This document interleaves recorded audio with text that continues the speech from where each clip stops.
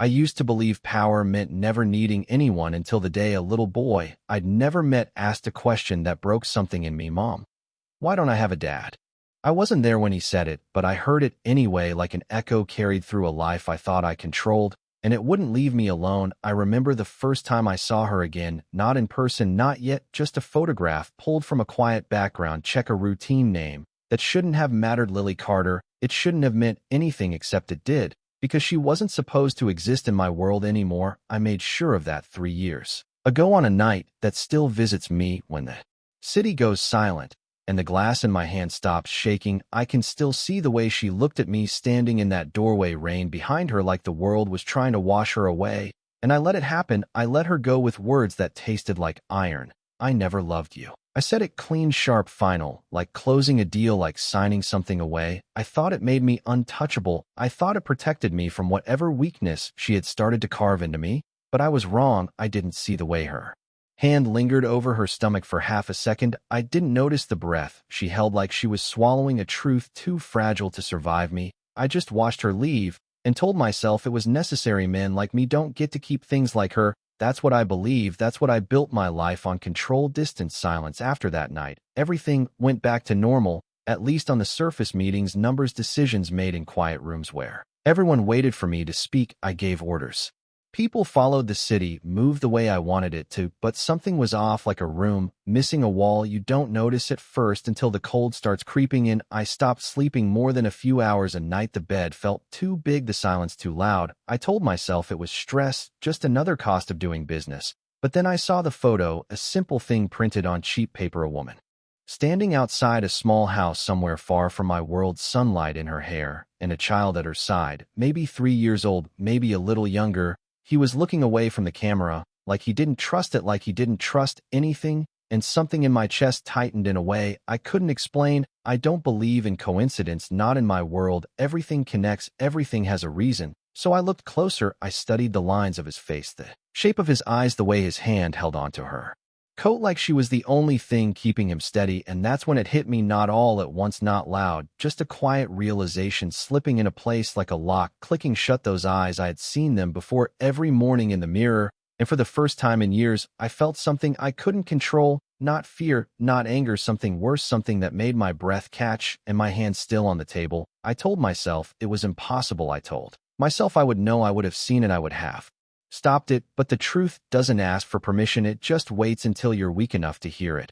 And in that moment, staring at a life I didn't know existed, I understood something I had spent years denying. I didn't just lose her that night, I lost something that had never even had a chance to begin, and now it was out there growing, breathing, living without me, and I had no idea how to fix something I didn't even know I had broken. I should have walked away from the table, but I could not. My fingers stayed pressed against that photograph like it might disappear if I blinked too long. The room around me felt smaller, the air heavier. I have spent years building control into every corner of my life, every decision calculated, every risk measured. But this was different. This was something I had not planned for, something I had not seen coming. And that made it dangerous, not to my empire, not to my reputation, but to me. I leaned back, slowly forcing my breath to steady as I looked again at her. Lily Carter, standing in sunlight like she belonged to a world I had never touched. Her hair longer than I remembered, softer somehow, and there was something else in her eyes, something calmer, something that told me she had learned how to live without me. That realization hit harder than anything else, not anger, not regret, just the quiet understanding that she had moved on while I stayed exactly the same. I picked up the file and flipped through the pages, each line confirming what I did not want to believe. New address, small town outside the city, no connections, no ties to anything I controlled. She had disappeared perfectly, like she knew exactly how my world worked, like she knew how to stay invisible. And then I saw his name, Ethan Carter, 3 years old, no father listed. I read that line again and again, like the words might change if I stared long enough, but they did not. They stayed there, cold and permanent. No father listed. I let out a slow breath and closed my eyes for a second, just 1 second, but it was enough to bring everything back. The ring, the doorway, the way her voice did not shake. When she said nothing back to me, she just looked at me like she already knew something I did not, and walked away. I opened my eyes and stood up too fast. The chair scraped against the floor louder than it should have. I do not lose control. I do not react without thinking. but my hands were already moving, reaching for my phone, dialing a number I had not used in months. He answered on the second ring, his voice steady, waiting for instructions. I gave him one simple order: find out everything about the child, every detail, every record. I do not care how long it takes. There was a pause on the other end, just long enough to tell me he understood this was not business as usual. I ended the call before he could ask questions because I did not have answers yet. I walked to the window, overlooking the city lights stretched out below me. Everything I owned, everything I controlled, it all felt distant, like it belonged to someone else now. I pressed my hand against the glass, cool and solid, grounding me in a moment that felt like it was slipping away. If the child was mine, then everything I thought I knew about that night was wrong. Everything I told myself to justify letting her go, it all fell apart piece by piece. And the worst part was not the lie, it was the truth hidden underneath it. I did care. I just did not know what to do with it back then, so I destroyed it before it could change me. I stayed there for a long time, watching the lights flicker in the distance, until my phone vibrated in my hand. The message came through, simple, direct: confirmed, the child was born 9 months after the night she left. I stared at the screen, feeling something shift inside me, something I had not felt in years. Not power, not control, something raw, something unsteady, something that made my chest tighten in a way I could not ignore. And for the first time, I did not try to push it away. I let it settle, I let it stay, because deep down I knew this was only the beginning, and whatever came next was going to change everything. I told myself I needed proof, even though the evidence was already sitting in my hands like something alive, breathing between the lines of that report. But proof was not really what I was after. I needed distance, something to slow down the way my thoughts kept circling back to that single word: father. It did not fit, it did not belong in my world, not with the life I built, not with the choices I made. And yet it refused to leave. I spent the next 2 days pretending everything was normal: meetings, scheduled decisions made, voices around me waiting for direction, and I gave it to them, calm, precise, controlled.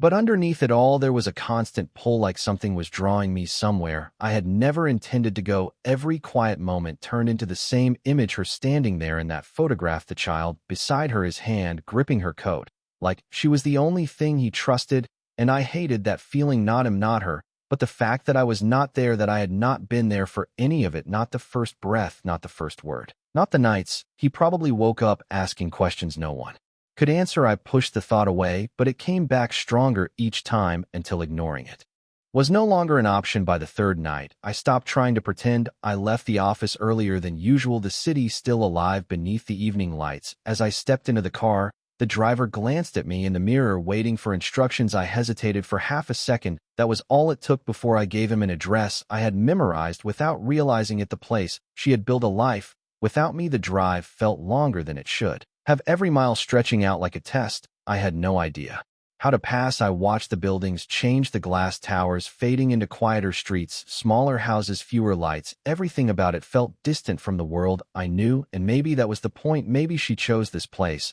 because she knew I would never look for her here. The car slowed as we turned onto a narrow road lined with trees, the kind of place where people knew their neighbors, where nothing was supposed to happen, where lives stayed simple and contained. I felt out of place before I even stepped out. When the car stopped, I did not move right away. I just sat there looking at the small house in front of me, lights glowing softly through the windows, a porch with a chair slightly tilted, like someone had left it in a hurry, or maybe like someone had just come inside after a long day. It looked ordinary, painfully ordinary, and that was what made it feel so far from everything I had ever known. I stepped out finally, the air cooler than I expected, carrying the faint scent of rain on pavement. I walked slowly, each step deliberate, controlled, like I could still convince myself to turn around before it was too late. But I did not turn around. I stopped at the edge of the driveway, my eyes drawn to movement near the front window. And that was when I saw him, not in a photograph, not in a file, but real, standing on a chair too small for him, his hands pressed against the glass like he was waiting for something or someone. His hair caught the light, just enough for me to see the familiar shade, the same as mine. And when he turned his head slightly, I caught a glimpse of his eyes.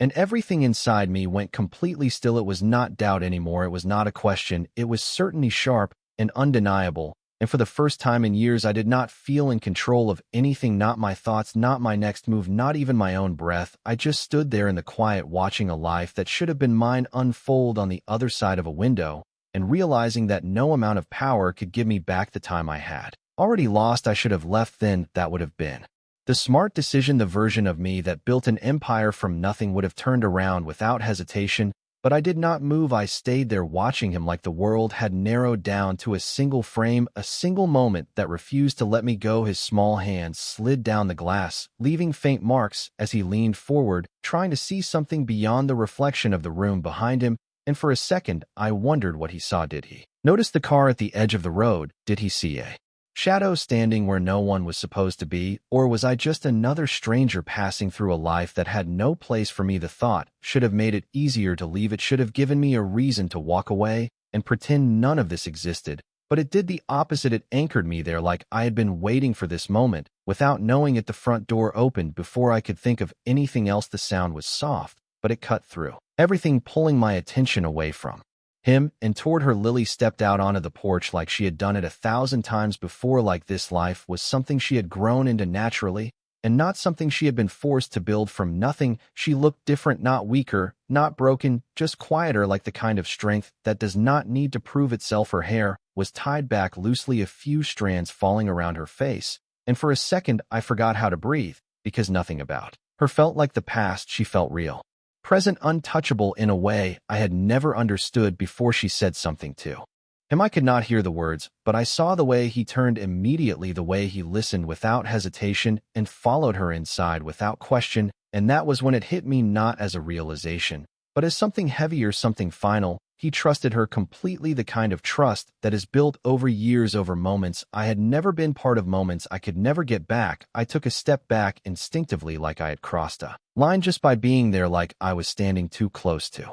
something I had no right to touch. The porch light flickered on, casting a warm glow across the front yard, and for the first time I saw everything clearly, the small details, the worn steps, the garden that had been taken care of with quiet attention, the kind of life that does not need recognition to exist. It was simple, but it was full, and I did not belong in it, not the way. I was not the man who had chosen distance over something real. I stayed there longer than I should have, longer than made sense, trying to understand what I was supposed to do next, because walking away felt wrong now, but stepping forward felt impossible. I had faced men twice my size, negotiations that could collapse everything I had built, situations where one mistake could cost more than I was willing to lose, and none of it had ever made me hesitate like this. Not like standing in front of a house with a light on and a child inside who might be mine. I finally turned away, not because I wanted to, but because I had to, because rushing in without thinking would only destroy whatever chance I had left, if there was one. I walked back to the car slowly, each step heavier than the last, and when I opened the door I paused just long enough to look back one more time. The window was empty now, the light inside softer, quieter, like the world had settled back into place without me. And I realized something as I got into the car, something I could not ignore anymore. I was not here to take anything from them. I was here to face what I had done, and for the first time in my life I had no idea if I would be allowed to fix it. I did not sleep that night or the one after that. Every time I closed my eyes I saw the same image, the small hands against the glass, the way he leaned forward like he was searching for something beyond his world, and I could not shake the feeling that I had been standing right there within reach, and still completely invisible. I have spent years mastering distance, knowing when to step in and when to walk away, but this was different. This was not a negotiation or a risk to calculate. This was something I had already lost before I even understood what it was. I went back the next evening, not because I had a plan, but because staying away felt worse. The sun was lower this time, casting long shadows across the street as I parked farther down the road, out of sight. I told myself I was just observing, just confirming what I already knew, but the truth was I needed to see them again to make it real, to make it undeniable. The house looked the same, quiet, steady, untouched by anything outside of it, like the world I came from did not exist here. I stepped out of the car and leaned against the door, keeping my distance, my eyes fixed on the front yard. A small bicycle rested near the porch, one training wheel slightly lifted off the ground like it had been used recently, like someone had been learning something new. I stared at it longer than I should have, imagining moments I had never seen. A first attempt to fall, a small voice calling for help, and someone answering immediately. Always there, always present. Something in my chest tightened again, sharper this time, harder to ignore. The front door opened, and Lily stepped out, holding a small bag, her movements calm, familiar, like she had done this routine countless times. Ethan followed a second later, his steps uneven but determined, his hand reaching for hers. Without hesitation, she took it instantly, like It was the most natural thing in the world, and maybe it was. For them, they walked down the steps together, she said. Something to him, and he laughed, a quiet sound, but clear enough that it reached me where I stood and stopped me completely. I had heard laughter in my life before, in crowded rooms and places filled with noise, but this was different. This was simple, unguarded, real, and I realized I had never heard anything like it up close, not like this, not from something that belonged to me. I took a step forward before I could stop myself, instinct overriding logic, and for a moment I forgot everything else, the distance, the consequences, the fact that I was a stranger to them now. But then Lily looked up, her eyes scanning the street, like she felt something shift, like she sensed something out of place, and I froze, my body going still as her gaze moved past me, without recognition, without hesitation. She did not see me, and I did not know if that was a relief or something worse. They walked to a small car parked in the driveway. She opened the door for him, helping him climb into his seat, her movements careful, patient, the kind of care that comes from repetition, from being there every single day. I watched as she buckled him in, adjusting the strap slightly before closing the door and stepping back for a second, her hand resting briefly on the roof of the car, like she needed that moment to breathe before moving again. And in that second, I saw it, the weight she carried, not visible to anyone else, but there, in the way her shoulders held tension, in the way her expression softened and hardened at the same time. She was strong, but she had done this alone, and I had been the reason for that. The realization settled deep this time, not sharp, not sudden, just heavy, permanent. I stepped back, slowly retreating into the shadow where I belonged for now, because rushing in would not fix anything. It would only remind her of the man who told her to leave, the man who chose silence over staying. And as I watched them drive away, disappearing down the quiet street, I understood something I could not ignore anymore. If I wanted to be part of that life, I would have to earn it, not with power, not with control, but with something I had never learned how to give before: patience.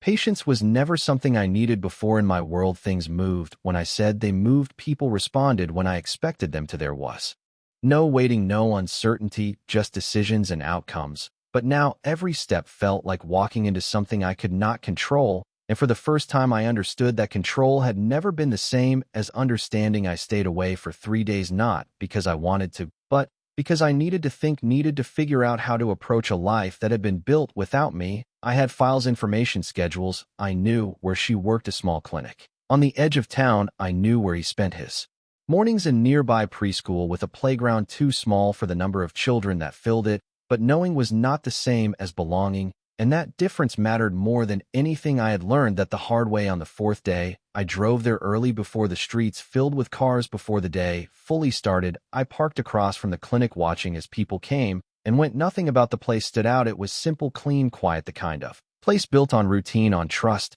and I did not fit into any of that. I saw her arrive just after 8 in the morning. Ethan walked beside her, his small backpack bouncing slightly with each step, his hand wrapped tightly around hers like it always was, and I wondered if he ever let go, or if she had become his entire world, because she had been forced to be both parents, both answers, both comfort and strength. I watched as she knelt down in front of him, adjusting the strap on his shoulder, brushing something invisible from his sleeve. Her movements automatic but gentle. She said something to him, and he nodded, serious for a moment before breaking into a small smile that made her expression soften in a way I had never seen before, not even when she was with me. It was different, deeper, like it came from a place I had never earned. I stepped out of the car before I could stop myself, not toward them, not close enough to be seen, just enough to feel like I was no longer hiding completely. My hands felt unfamiliar at my sides, like I did not know what to do with them, without something to hold, without something to control. They walked toward the entrance, and for a second I thought about calling her name, just saying it out loud after all this time. But the words stayed in my chest, caught between what I wanted and what I had lost. She disappeared inside the building, leaving him behind with a teacher who greeted him warmly.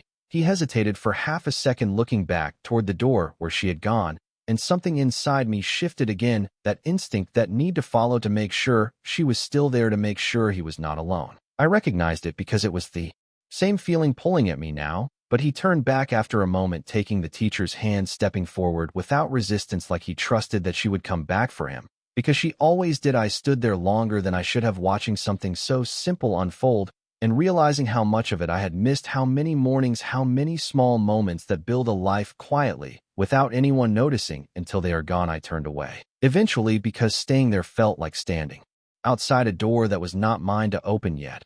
And as I walked back to the car, I understood something I had been avoiding since the moment I saw that photograph. I could not force my way into their lives, not the way I had forced everything else to bend around me. If I wanted a place there, I would have to start with the truth, not power, not influence, just the truth, no matter how much it cost me.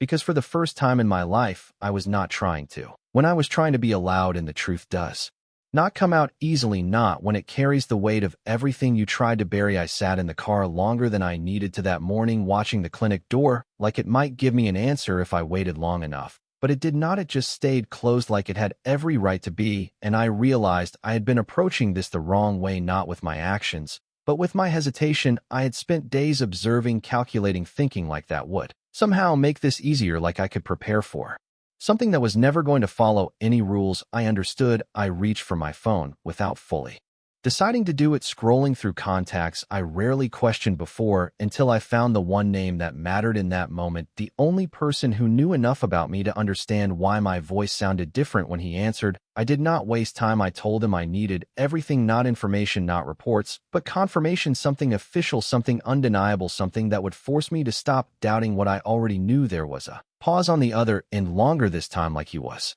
choosing his words carefully before reminding me that this was not a business matter, this was personal, and personal things do not always follow the same outcomes. I ended the call anyway, because I did not need advice, I needed clarity. The results came back faster than they should have, faster than anything in my world usually moved, and when I opened the message, I did not read it right away. I just stared at the screen, feeling my pulse steady in a way that surprised me, like part of me had already accepted what I was about to see. Confirmed, 100% probability. I read it twice, not because I did not understand, but because I needed to feel it settle, needed to let it become real in a way nothing else had before. Ethan was my son. There was no room left for doubt, no distance left to hide behind, just truth, clear and absolute. I leaned back in the seat, letting out a breath I had been holding for days, maybe longer than that. Maybe since the night I told her to leave, because everything from that moment forward had been built on a lie I told myself to survive my own decisions. I looked up at the clinic again, the same building, the same door. Nothing had changed, and yet everything had shifted inside me, because now I was not watching a possibility. I was standing outside a life that belonged to me, whether I had earned it or not. I stepped out of the car this time, without stopping myself, without giving hesitation the chance to pull me back. I walked toward the entrance, each step measured, but not uncertain. The door opened before I reached it. Someone leaving, holding it just long enough for me to step inside. The air was different, warmer, filled with quiet voices and the soft movement of people who belonged here, and for a second I felt it, that unfamiliar weight of being out of place. But I did not turn around this time. I moved forward. I saw her almost immediately behind the front desk, focused on something in front of her, unaware of anything else. Her expression calm, concentrated, like the world outside did not exist. And maybe it did not in the way mine did. I stopped a few feet away, close enough now that there was no distance left to protect either of us, and for the first time since I found that photograph, I said her name out loud, not demanding, just enough for her to hear. Lily. She looked up instantly, her eyes finding mine in a way that told me she recognized me before her mind could catch up, and everything else disappeared in that moment. The room, the people, the years between us, all of it faded, leaving just one thing, the truth I had come to face, and I knew there was no way to take it back now, no way to soften what came next. Because some words once spoken change everything, and this time I was not the one walking away. She froze, not dramatically, not loudly, just a stillness that settled over her, like something had pressed pause on everything else around us. Her hand stopped mid-motion, the pen she was holding hovering just above the paper, as her eyes stayed locked on mine.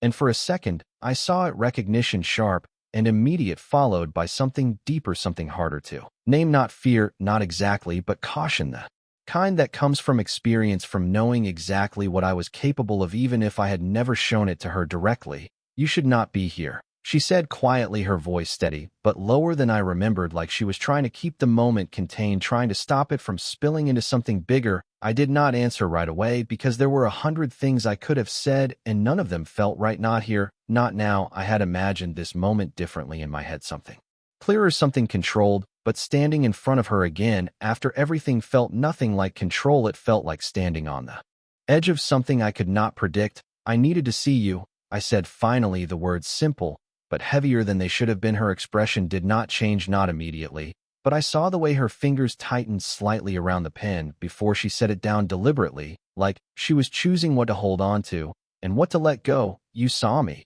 she replied, just as calm, just as measured. Now you should leave. That should have been the end of it. In any other situation, I would have respected. The boundary stepped back and disappeared the way she had done years ago, but I did not move, not this time, because leaving again would mean repeating the same mistake, and I was not here to make it easier for either of us. He is mine. The words came out quieter than I expected, not a claim, not a command, just a truth spoken out loud for the first time, and that was when everything shifted. Her eyes did not widen, she did not step back, she just looked at me like she had been waiting for this moment.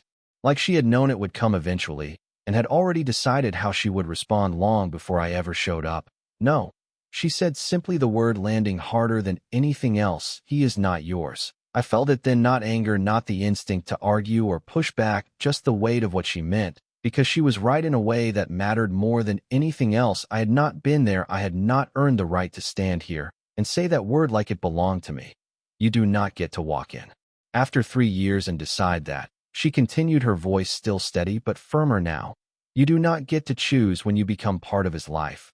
I nodded slowly, not in agreement, but in understanding, because this was not something I could win. This was not something power could fix. I am not here to take him, I said carefully, choosing each word like it mattered, because it did. I am here because I did not know, and now I do. She held my gaze for a long moment, searching for something I could not define. Maybe sincerity, maybe regret, maybe something that proved I was not the same man who had let her walk away. And I did not look away. I let her see everything I had been trying to ignore for years, because hiding it now would only make things worse. Knowing does not change what you did, she said quietly, and there was something in her voice this time, not anger, not even resentment, just truth, the kind that does not need to be louder to be heard. And for the first time since I walked into that building, I felt it fully, the distance between us, not physical, not something I could close by stepping forward, but something built over time, over absence, over choices that could not be undone. And I realized, standing there in front of her, that this was the moment everything would be decided, not by what I said next, but by whether she believed I deserved to stay at all. I did not look away, even when the silence stretched, even when every instinct I had told me to step back and give her space, because I knew this was the moment that mattered, not what I had lost, not what I had just discovered, but what I was willing to do with it. You are right, I said finally, and the words felt heavier than anything I had said in years, because they were not calculated, they were not designed to shift the outcome, they were just true. I do not get to decide anything about his life. Her expression changed slightly, not softer, not forgiving, but something else, something like surprise, because I had never been the man who admitted fault, not like this, not without trying to control what came next. I took a slow breath, steadying myself before continuing, because stopping now would only make everything worse. But I am not here to take anything from you or from him, I said. I am here because I need you to know that I was wrong. The word felt unfamiliar on my tongue, but I did not stop. I could not stop. That night, I told you I never loved you. I paused just long enough to let it exist between us again, to feel the weight of it fully before finishing.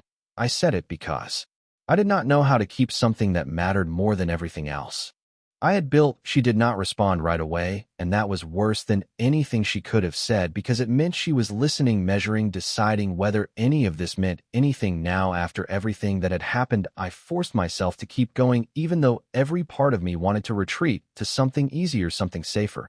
I cannot change what I did, I said quietly. I cannot give you back those years or pretend they did not happen, but I am not going to walk away again. Her eyes held mine, searching again, but deeper this time, like she was looking past the words, trying to see if there was anything real underneath them, something that would last longer than this moment. You already did once, she said, and there was no anger in it, just a simple truth that did not need anything else to make it hurt more. I nodded, because she was right again, because denying it would only prove that I had not learned anything at all. Then I will spend the rest of my life not doing it again, I replied, and I meant it in a way I had never meant anything before, not as a promise to convince her, not as something to gain control, but as something I had already accepted would not be easy or guaranteed. She looked away for the first time, then her gaze shifting toward the hallway behind her where I knew he was somewhere in that building, unaware of everything unfolding in this moment, unaware of the man standing just a few feet away trying to find a place in a life he had never been part of. When she looked back at me, her expression had changed again, not open, not welcoming, but not closed either, something in between, something uncertain. "This is not about you," she said softly. "This is about him." I nodded again, because that was the only thing that mattered now, not what I wanted, not what I thought I deserved, just what was best for him, even if that meant staying on the outside longer than I could stand. "Then let me prove it," I said quietly, not stepping closer, not reaching for anything that was not mine to take. Not with words, not today, just time. She studied me for a long moment, the silence returning, but different this time, not as sharp, not as final. And when she finally spoke, her voice was steady, but not distant. "Time is not something you can control." I almost smiled at that, because she was right about that too, because this was the one thing my world had never taught me how to handle. "I know," I said. "That is why I am willing to wait." And for the first time since I walked into that building, I saw something shift in her eyes, not trust, not yet, but the possibility of it, something small, something fragile but real, and I realized then that this was where everything truly began, not with power, not with certainty, but with a single chance to become someone worth staying for.